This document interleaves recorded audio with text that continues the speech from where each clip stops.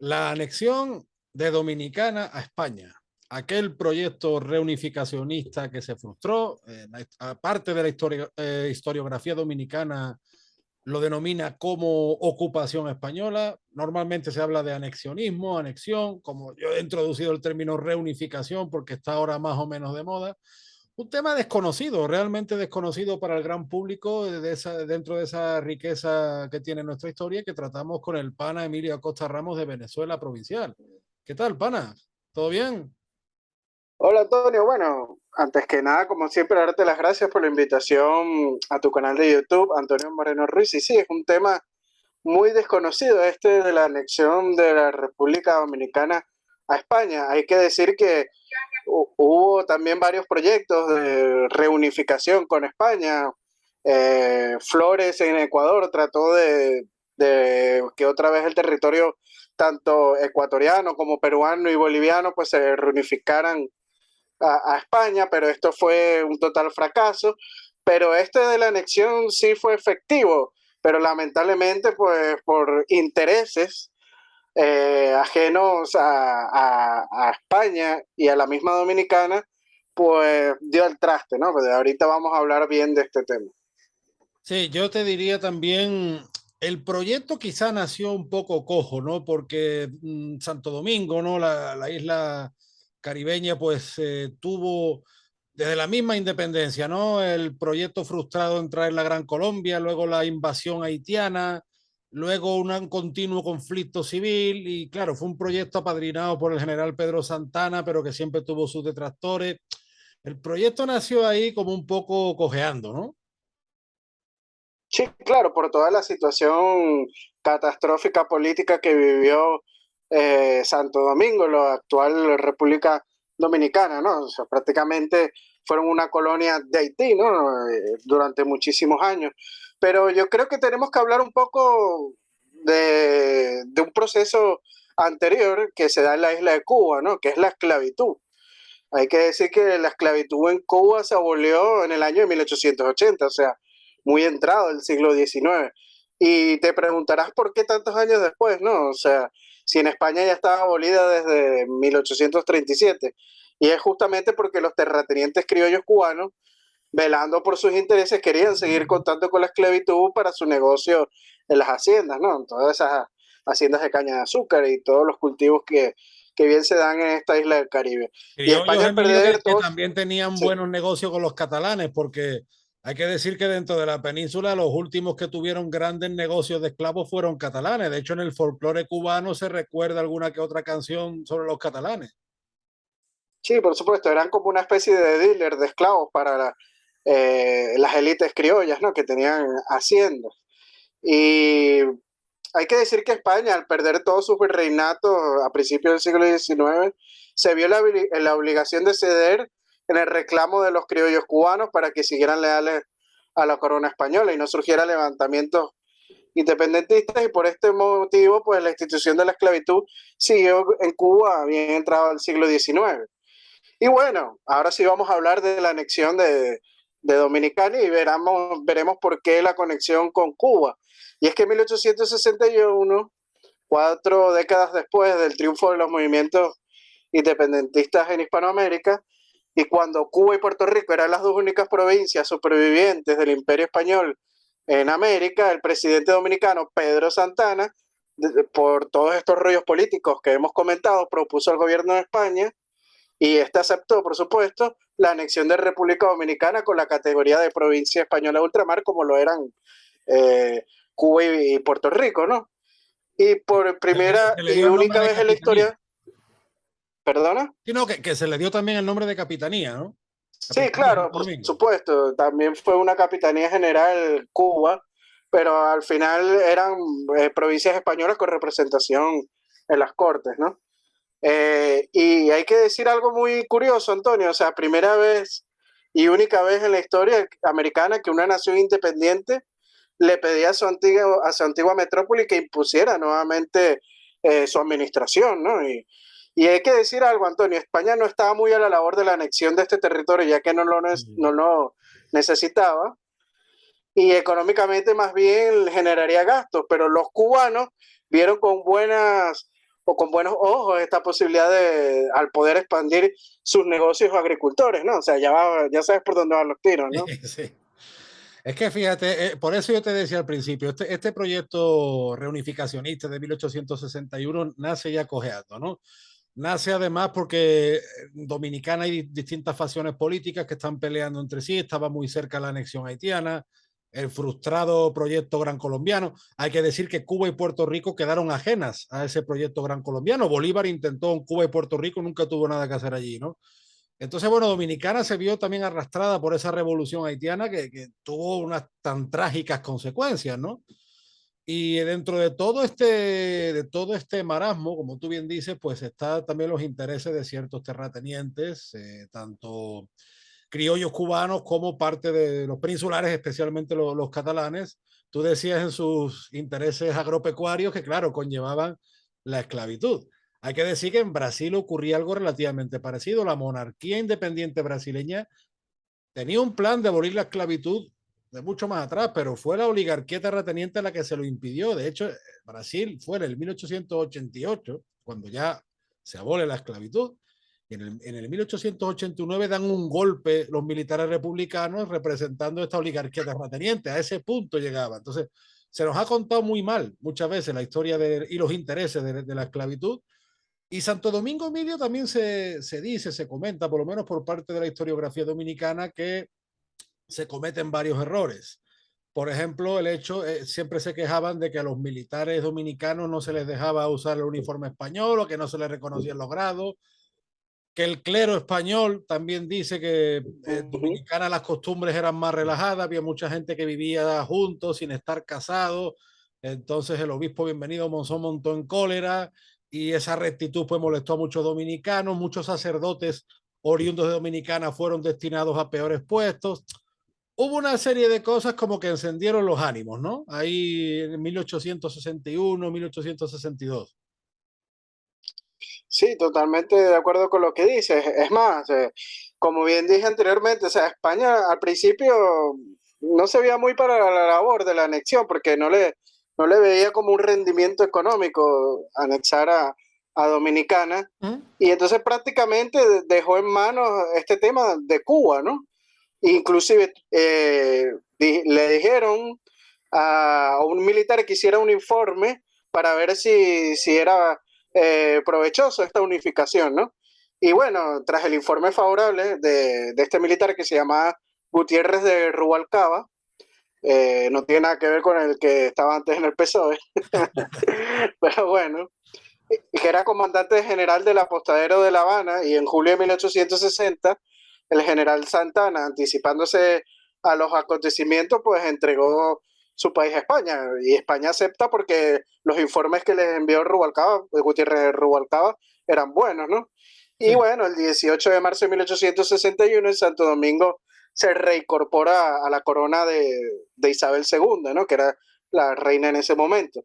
Y estos acontecimientos ocasionaron pues la partida inmediata desde Cuba de una fuerza naval constituida por dos vapores de ruedas, tres fragatas de hélice y un transporte al mando del mismo jefe de la escuadra Gutiérrez de Rubalcaba para realizar actos hostiles contra la nueva posesión española y ocupar varios puertos dominicanos. O sea, desde el primer momento vemos que desde Cuba es que se están encargando de este tema. Pero España no regresaba sin condiciones, Antonio. Sí. El gobierno dominicano, como tú bien dices, pues había pedido que se preservara la libertad individual, bastante menoscabada en las restantes colonias del Caribe, ¿no? Y que no fuera a restablecer la esclavitud. Eso fue una de las Eso fue una de las condiciones condiciones. Sí. que todavía regía en Cuba y en Puerto Rico, ¿no? Y asimismo el carácter jurídico del territorio que se integraba a la madre patria, como hemos dicho anteriormente, era de provincia española, con todos los privilegios que esto implicaba. El acuerdo bilateral prescribía también el empleo de mayor número posible de funcionarios civiles y militares dominicanos en el nuevo gobierno español y en el reconocimiento de los actos del gobierno dominicano desde el cese de la dominación haitiana hasta la fecha, ¿no? Y hay que decir que el gobierno español aceptó estas condiciones en la práctica, pero no tardó en cumplirlas como tú bien has señalado. La mayoría de los funcionarios públicos dominicanos fueron sustituidos Ahí por está. españoles Muy bien. procedentes de Cuba y de Puerto Rico. Sí, que me ibas a decir No, no, algo. no, justamente no, solo quería reafirmar lo que decía Emilio, ¿no? Perdón que te... Sí, no, es que pensé que ibas a decir No, algo, no. perdóname a mí. Y bueno, y delegó prácticamente la administración de Santo Domingo a las autoridades cubanas. Pedro de Santana dependía del capitán general de Cuba y sus funciones y decisiones estaban supeditas a la supervisión y autorización de los superiores en la jerarquía burocrática española. O sea, prácticamente era una colonia de Cuba.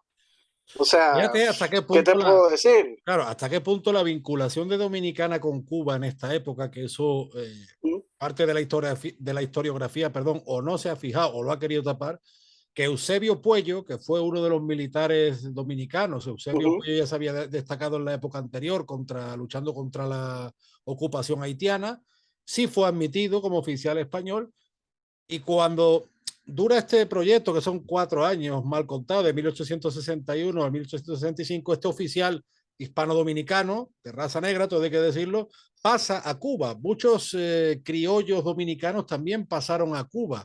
Y es curioso porque Dominicana anteriormente había recibido criollos de origen francés luego de la Revolución Haitiana.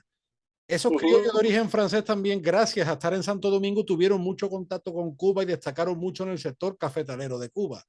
Entonces, la anexión de Dominicana a España lo que implicó fue lo que tú dices, hasta incluso una dependencia de Cuba, que probablemente la historiografía o no se ha querido fijar en esto o lo ha querido tapar.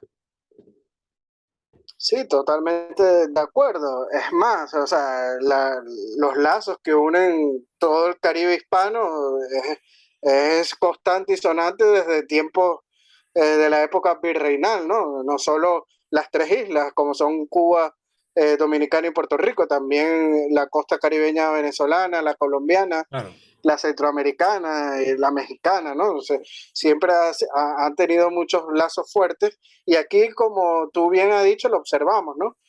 Pero imagínate cuánto era el despotismo de algunas autoridades como el liberal Buceta sobre el aumento considerable de las contribuciones, aumentaron los tributos, ¿no? Otra cosa igual. Y la manía de algunos aplatanados procedentes de Cuba que querían tratar a los negros de Santo Domingo, que eran hombres libres, como se trataba en Cuba a los esclavos. Y fueron con causas de que produjeran la explosión de mucho antes de lo que se podía prever, ¿no? O sea, es que por esto es que son los motivos que empieza una revuelta en contra de la administración española, ¿no? Sí, Lo que hizo claro, que sí. empezara una guerra, ¿no? La guerra de la restauración. Y en esa guerra lucha nuestro mencionado Eusebio Puello, ese oficial caribeño que lucha por la bandera española, que ha sido muy bien pintado, por cierto, por Augusto Ferrer Dalmau. Y es lo que decimos, o sea, yo creo que nos cabe, no, nos compete una profunda reflexión acerca del siglo XIX, máxime cuando tan de moda está desde hace no sé cuánto tiempo criticar todo lo que se hizo en el siglo XVIII. O sea, yo creo que en el siglo XVIII muchas veces se actuó con mucha más responsabilidad y raciocinio de lo que se hizo en el siglo XIX. Pero claro, en nombre de la libertad, en nombre de los que se decían liberales, el progreso, y sin embargo, con perdón de la expresión, la estaban cagando desde antes de llegar a Dominicana, con este tipo de medidas absurdas que encendieron los ánimos, justamente cuando lo que había que haber tenido era mano izquierda, porque como decimos, la anexión había gente que era partidaria, gente que no, bueno, si hubiera tenido mano izquierda, se hubiera inspeccionado mejor el terreno, se hubiera intentado ganar a la población, y eso hubiera sido un buen ejemplo y seguramente hubiera reforzado los lazos con Cuba y Puerto Rico y hubiera reafirmado el papel internacional de España como una potencia antillana. Pero sin embargo, esto lo que hizo fue que dio mal nombre a España. Al fin y al cabo, también es verdad que España, como tú bien dices, no mostró nunca excesivo interés, estaba enfrascada también en intentar expandirse por el norte de África, en fin, una serie de problemas, continuos enfrentamientos políticos en la península, que muchas veces se solucionaban a golpe de espadones militares. Sí, claro, España tenía demasiados problemas internos como para ocuparse de un nuevo territorio. Pero ese proyecto, si se hubiera analizado de otra manera, se hubiera puesto en práctica de otra manera, hubiera sido un proyecto lindo y seguramente hubiera cambiado la historia, Emilio. Seguramente, porque eso yo, fíjate además en el contexto que estamos en la guerra civil de los Estados Unidos. Ahí Estados Unidos digamos, había parado un poco su soberbia de la doctrina Monroe, que decía América para los americanos, había que echar a los europeos. Bueno, franceses, británicos, holandeses siguen teniendo provincias en el Caribe. Eso de América para los americanos solo aplicaba contra los españoles, ¿vale? Pero que fue un momento muy oportuno en el que haber desarrollado otra distinta política de Santo Domingo, yo creo, Emilio, que fue una gran oportunidad perdida, por desgracia. Sí, totalmente una oportunidad perdida. Como pasó después, a finales del siglo XIX, que España no pudo mantener ni Cuba ni Puerto Rico, ¿no?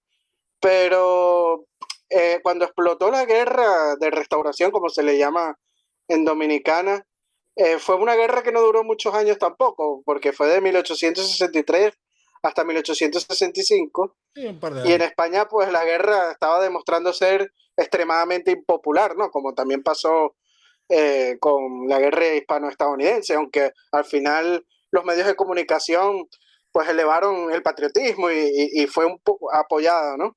Pero al principio pues la guerra hispano-estadounidense no tenía apoyo popular y esta guerra fue impopular en todo momento en España. Y fíjate qué curioso, Emilio, digo, lo que cambia muchas veces la historia. Uh-huh. Dominicana, Santo Domingo había tenido su continuo enfrentamiento con la invasión, las invasiones haitianas. Y una de las cosas que se propone con la anexión, el ejército español, es restablecer los puntos fronterizos que había avanzado Toussaint Louverture, no sé si lo estoy pronunciando bien, que había sido soldado español. Algunos haitianos habían sido soldados del ejército español, hay que recordar esto. Y Sí, justamente Haití, que estaba siempre a las malas con Dominicana, que se lo había invadido, que se había anexionado, pues justamente en ese momento empieza a apoyar a los rebeldes contra España. Justamente cuando le había estado todo el siglo haciéndole la puñeta, pero aprovecha ese justo momento que el ejército español está intentando recuperar los puntos fronterizos arrebatados por los haitianos para, para apoyar a los que querían luchar contra España. Entonces, bueno, se juntó el hambre con las ganas de comer, como dice el refrán. sí, muy importante eso que señalas, porque es verdad, España apoyó la independencia de Haití a una sección de los alzados, ¿no? Y muchos fueron reconocidos como soldados españoles en el reinado de Carlos IV, ¿no? Es muy interesante eso que dice. Pero bueno, España, como te digo, o sea, la guerra en España fue impopular y las tropas españolas que pelearon en esta guerra estaban mayoritariamente constituidas por voluntarios de Cuba y de Puerto Rico. O sea, la mayoría de las tropas eran cubanos y puertorriqueños. Y Sí. después de gastar 30 millones de reales, el ministro de Guerra de España ordenó el cese de operaciones militares en las islas, mientras el nuevo primer ministro Ramón María Narváez llevó el asunto ante las Cortes Generales, ¿no? O sea, estaba haciendo un desangre de las arcas públicas esta guerra. Y ya de por sí mucha gente no quería estar en Dominicana, no apoyaba esta anexión. Es Y que yo entonces, bueno, veo las Cortes decidieron que sí. que lo peor que veo, Emilio, que no se ganaron a la población, como te digo antes, se hubiera tenido mucha más mano izquierda en tomar determinadas medidas, sobre todo en el tema ese de los aranceles que impusieron, o en el tema de haber tratado con mucho más tacto, sobre todo a la hora de integrar a los militares dominicanos en el ejército español, porque tenemos el ejemplo del dominicano Eusebio Puello, pero Uh-huh. si se hubiera actuado con otra manera, hubiera habido muchos Eusebios Puellos, por así decirlo, ¿no? Eso es cuando uno trata el tema de la anexión, dice, caramba, qué oportunidad perdida, qué sé yo, ¿no? La impotencia, lo que le entra a uno, ¿no? Y al final las Cortes decidieron que no querían financiar una guerra por un territorio que en realidad no necesitaban, ¿no? O sea, no querían que la sangre corriera. Y el 3 de marzo de 1865, la reina Isabel II firmó la anulación de la anexión y el 15 de julio las tropas españolas abandonaron la isla. Todo esto, como siempre hemos dicho, surgido por la dejadez de España y la tosudez de los cubanos de mantener la esclavitud, ¿no? Institución que 2 décadas después iba a dejar de existir en la propia Cuba, y España aprobó en el Congreso la abolición de la ley de patronatos en 1880 y en 1886 la esclavitud quedó totalmente abolida en Cuba, ¿no? O sea, por un problema de tosudez se dejó pasar una gran oportunidad de haber eh, tenido a los hermanos dominicanos dentro de España, ¿no? Dentro de la hispanidad hasta bien entrado el siglo XIX. Totalmente. Y yo, como te digo, yo creo que eso le hubiera dado una posición de respetabilidad a España, sobre todo en la época de la Guerra Civil Americana y, en fin, hubiera cambiado el curso de la historia. Fíjate que hay detalles en este periodo de anexión, como que Pedro Santana pues fue ennoblecido por la reina Isabel II, ¿no? Le concedió el título, te lo digo porque no vaya a equivocar, fue el primer marqués de las Carreras.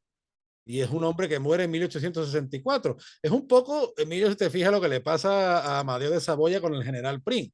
Cuando se traen a Sí. Amadeo de Saboya años después de reinar en España, el único apoyo que tiene es el general Prim y el general Prim lo matan. Entonces, bueno, pues uno de los pocos valedores que le quedaba a España teóricamente Santo Domingo era Santana, y Santana pues muere en el año 64 y en fin, incluso muchos dominicanos, también se culpa, fíjate, dentro de la historiografía dominicana, que si a lo mejor la anexión la hubiera encabezado otro hombre, pues hubiera sido más popular. Esto ya es especular, ¿no? Pero bueno, no está de más reseñarlo, No, y porque también dice en la historiografía oficial en Dominicana que derrotaron militarmente a España y prácticamente España lo que hizo fue retirarse. Ese es otro mito de la historiografía oficial dominicana. eso también pasa, por ejemplo, Emilio, cuando se dice que Bolívar venció al Imperio Español. Pues mire usted, eso queda muy bonito, queda muy épico, muy mitológico. Pero lo cierto es que Bolívar venció a sus propios paisanos más que nada y necesitó de la ayuda de legiones y de dinero británico.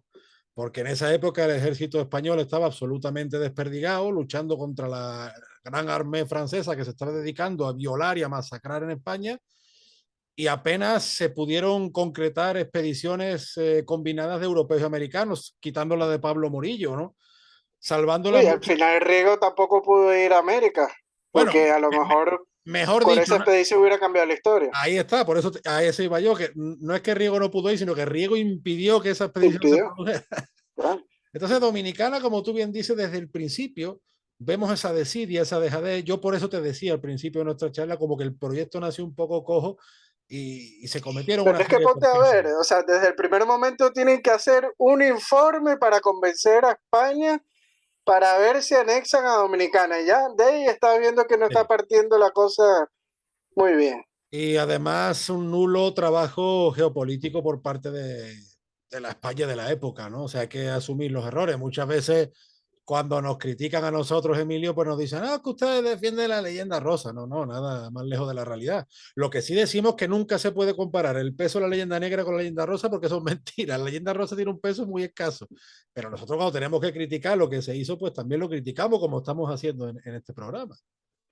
No, y que se pongan de acuerdo, porque a veces dicen que leyenda rosa y otras veces también que leyenda negra, ¿no? O sea, entonces, se pongan de acuerdo, ¿no? ¿Qué es lo que defendemos? Sí, no, Simplemente además, estamos diciendo la verdad histórica. A algunos les gustarán algunas cosas y a algunos les gustarán otras, pero la historia es así, no es para darle el gusto a todos.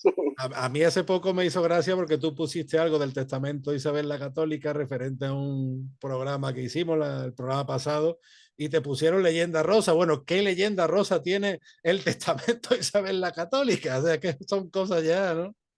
Sí, es un documento. O sea, es mentira, el documento no existió, ¿acaso? Para decir que es leyenda, como algo inexistente. Sí, sí. En fin, bueno, pues llegados a este punto hay que decir que es un episodio que yo creo que merece la pena conocer, sobre todo para aprender de los errores. De los errores siempre hay que aprender. Y en el siglo XIX España cometió errores fatales y uno de esos errores fatales fue ese proyecto frustrado que hubiera sido una reunificación muy positiva. Bueno, nosotros saludamos desde aquí a nuestros amigos reunificacionistas, a Ferran Núñez de Españoles de Cuba, a Samuel Rosario, que es puertorriqueño, y ya por lo menos sabemos qué es lo que no hay que hacer. El camino del mal ya está señalado. Vamos a descartar qué es lo que no hay que hacer y vamos a luchar No, por y lo la que hay que culpa es hacer. de todos, ¿eh? Ojo, no se vayan a molestar los hermanos cubanos y puertorriqueños, No, por supuesto, no, pero no. es que cada quien, o sea, tuvo culpa en esto, ¿no? De este fracaso. Y la misma España europea en el siglo XIX fue un desastre absoluto y no Sí. digamos la gestión de los políticos españoles en 1898, que eso ya nos metemos en otro programa. Quisiera saludar, Emilio, aprovechando este programa, a mi gran amigo Luis Alfonso Duluc, que es hijo de dominicano y española. y aunque se ha criado en Estados Unidos, fíjate, la combinación. Y también al amigo Emilan Rojas, que es dominicano residente en Perú. Esperemos que les guste este programa y ojalá pues podamos seguir haciendo historia juntos, porque esto no es una historia española, una historia dominicana, esto es una historia de conjunto y tenemos muchas influencias mutuas y así debemos tratarlo y esa es nuestra filosofía. Por supuesto, más allá de lo que las fronteras que nos separan hoy en día, tratar de más bien de derrumbarlas, ¿no? Para buscar una unión hispana. Y es que la cultura todavía nos une más allá de lo político, ¿no? Y eso es lo importante. Tú fíjate lo Así que que se quiere quedémonos aquí, con eso y lo que se quiere en sí, España, Emilio, a Juan Luis Guerra, lo que en tu tierra canaria se baila el merengue, si es que tenemos, o lo que Cuba ha influenciado en el flamenco, o sea, si es que tenemos muchísimas cosas, ¿no? Para compartir y para reivindicar. o como aman a Rosalía allá en América, ¿no? Sí, sí. También. Aunque no me Saludamos, gusta mucho su música, pero hay que reconocerla. sí, sí. Saludamos también al amigo venezolano José Alberto Gil. Martínez y también a otros Patreon como lo son Gabriela Arrieta, Ángel Suárez y Juan Cristóbal García. Y aquellos que quieran ser mecenas de nuestros proyectos de investigación histórica lo pueden hacer a través del Patreon de Antonio Moreno Ruiz y de Venezuela Provincial. Estamos presentes en las redes sociales. Emilio con Venezuela Provincial está muy presente en Instagram, en Facebook, en YouTube. Yo estoy en YouTube, en Facebook, también ando por Twitter como un andaluz indiano. Y bueno, pues es mi primer día como persona de 41 años. Por eso estamos grabando un poco más tarde, porque ayer fue mi cumpleaños. Sigo profundizando en la crisis de los 40 y bueno, seguiremos mientras que Dios lo disponga y el cuerpo aguante. Muchas gracias a todos por sus felicitaciones. De verdad que no me ha dado basto responder tantas felicitaciones. Así que bueno, seguiremos. Te quieren mucho, Antonio. Sí, sí, sí. Seguiremos, Emilio, mientras el cuerpo aguante. Así es, ahí tendremos para dar caña mientras estemos en este mundo. Ahí está. Te mando un gran abrazo, Emilio, desde el puerto y la puerta de las Indias y pronto volvemos con más temas hispánicos. Y yo otro desde la Bella y Corta de Madrid. Hasta pronto, Antonio. Chao, chao. Chao.